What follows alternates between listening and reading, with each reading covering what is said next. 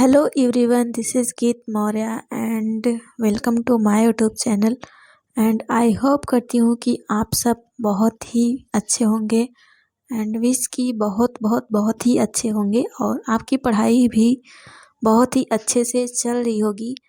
And अभी मैंने start किया है, ये इवनिंग का वीडियो है। आज मैंने सुबह से कोई पढ़ाई नहीं की थी क्योंकि घर पे कुछ गेस्ट आ गए थे। देन जानते हो शादी के बाद क्या ही होता है, वही सब। तो इवनिंग के टाइम पे मैं खाली हुई थी, फिर सोचा चलो कॉफ़ी के साथ फिर पढ़ाई की जाए। तो यही सोच के मैंने आज फिर से स्टार्ट किया है हिस्ट्री इंडियन नेशनल मूवमेंट, जो बीपीएससी का एक बहुत ही बड़ा पार्ट है। इसीलिए उसको मैं पढ़ती हूँ और होप करती हूँ कि उसके जो भी मैं पढ़ रही हूँ उससे क्वेश्चन पुटअप हो, क्योंकि अगर पढ़ो और क्वेश्चन पुटअप ना हो तो वो तो बहुत ही सैड मोमेंट होता है। बट जितना भी मैं पढ़ती हूँ, मैं एक पीसीएस एस्पिरेंट भी हूँ, तो मुझे लगता है कि जितना मैं पढ़ रही हूँ उतना इनफ है। एंड आपको मैं बताऊँगी कि मैं एक कोचिंग ज्वाइन करने वाली हूँ और वो मैं कल से जाऊँगी।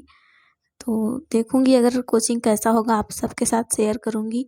और कोचिंग का नाम क्या है ये भी आप सबके साथ शेयर करूँगी, क्योंकि उनका यूट्यूब पे बहुत अच्छा चैनल है और वो ऑनलाइन भी पढ़ाते हैं, ऑफ़लाइन भी पढ़ाते हैं। तो सोच रही हूँ ऑफ़लाइन बैच में ले लूँ, क्योंकि मैं ऐसा इधर उधर का फालतू का नहीं पढ़ना चाहती एंड टाइम पे बीपीएससी के लिए, क्योंकि बहुत ही कम समय है। और जो भी पढ़ना चाहती हूँ टू द टॉपिक पढ़ना चाहती हूँ। भले ही मैं पीसीएस एस्पिरेंट हूँ, मैं सब कुछ पढ़ चुकी हूँ, बट मुझे सिलेक्शन लेना है। मेरा बहुत टाइम पास हो चुका है और जब हमारे पास टाइम होते हैं तो हम एक्सक्यूज़ेस बनाते रहते हैं कि अभी बहुत टाइम है, पढ़ लेंगे। बट अभी बहुत कम समय बचा है, तो मैं कोई एक्सक्यूज़ नहीं देना चाहती हूँ। और अगर आपको भी कोई डिसीज़न लेना है तो अभी कोई भी डिसीज़न सोच समझ के फास्ट तरीके से लिया कीजिए कि आपको क्या करना है, क्या नहीं करना है। आपके करने से आपकी लाइफ में क्या बेनिफिट होगा, क्या नुकसान होगा, सब कुछ देख के तो ही डिसीज़न लिया करिए। एंड अभी मैं हिंदी पढ़ रही हूँ और अब से मैं हिंदी नहीं पढ़ूँगी। हिंदी और इंग्लिश को लास्ट के दिनों के लिए मैं रख ले रही हूँ, थोड़ा बहुत रिवीजन कर लूँगी, उतने में हो जाएगा, क्योंकि हिंदी मैंने बहुत पढ़ रखी है। और इंग्लिश में भी अगर active voice, passive voice, direct, indirect और ऐसे ग्रामर वाले क्वेश्चन आएंगे तो मैं ईजिली कर लूँगी।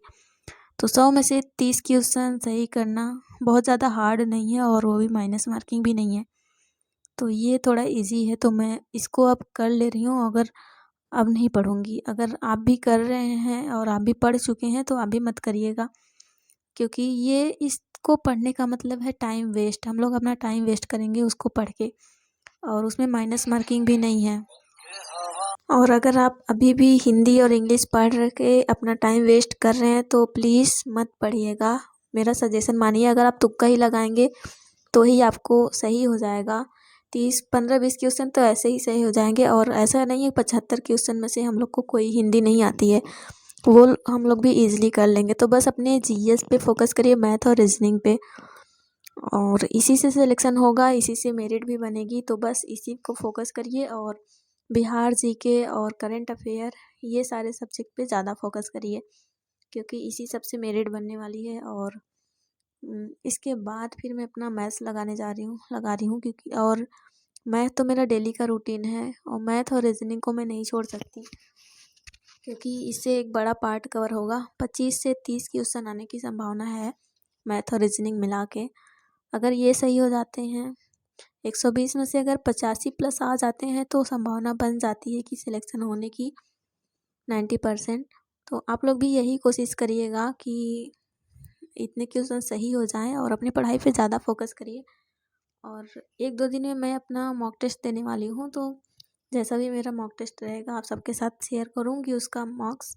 और कोचिंग अगर ज्वाइन करूँगी तो भी बताऊँगी कि कैसा कोचिंग रहा, एक्सपीरियंस कैसा रहा कोचिंग का, क्योंकि अभी तक मैंने ऐसे सुपर टेट, यूपी टेट किसी के लिए भी कोचिंग नहीं करी थी, सब सेल्फ स्टडी से ही था। मैंने एक बार सोची कि सेल्फ स्टडी ही कर लेती हूँ, बट सोचे बहुत कम टाइम है और टू द टॉपिक पढ़ने के लिए मुझे कोचिंग ज्वाइन कर लेना चाहिए। बस यही सोच के मैं अपना टाइम वहाँ देने जा रही हूँ। 7 बजे से 12 बजे तक क्लास चलेगी।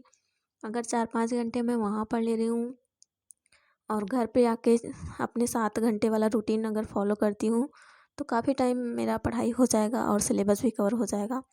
और मैं भी यही चाहती हूँ कि सिलेबस मैं पूरी तरह से कवर करूँ, मॉक टेस्ट लगाऊँ, प्रैक्टिस सेट दूँ और अच्छे से पढ़ाई करूँ।